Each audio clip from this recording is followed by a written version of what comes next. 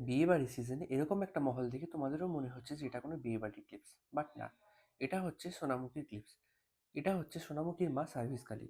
তো বন্ধুরা, আজ তোমাদের সামনে যে মিনি ব্লগটা নিয়ে এলাম, এটা হচ্ছে আমরা কালী পুজোর 5 দিনের মাথায় সোনামুখী গেছিলাম, যেটা হচ্ছে বুবাইয়ের মামা বাড়ি।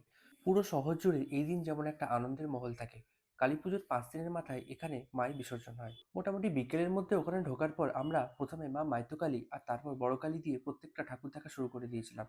টুকটুক করে ঠাকুরগুলো ঘুরতে ঘুরতে যখন আমাদের অনেকটা সময় বেরিয়ে গেল, তখন আমরা একটু ডিজে আর নাচ গানগুলো দেখে নিলাম।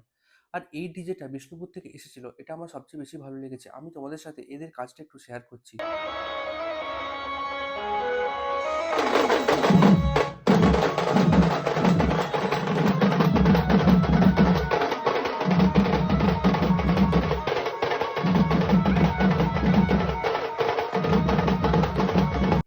সোনামুখীর বিশেষত্বটা হচ্ছে সেখানের মানুষজন আনন্দ করতে জানে আর আনন্দ করতে ভালোবাসে।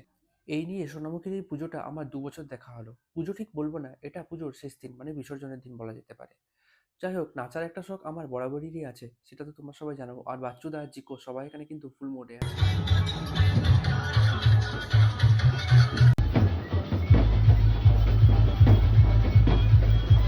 আমি খালি একটা কথাই ভাবি যে এখানের বিসর্জনটা যদি এত ধুমধামভাবে হয়, তাহলে পুজোর দিনটাও হয়তো খুবই ধুমধামভাবে পুজো হতো। তো যাই হোক, পরদিন সকালে আমরা মায়ের বিসর্জন বিধি দেখে তারপর আমরা টুকটুক করে গাড়ি নিয়ে বেরিয়ে পড়লাম।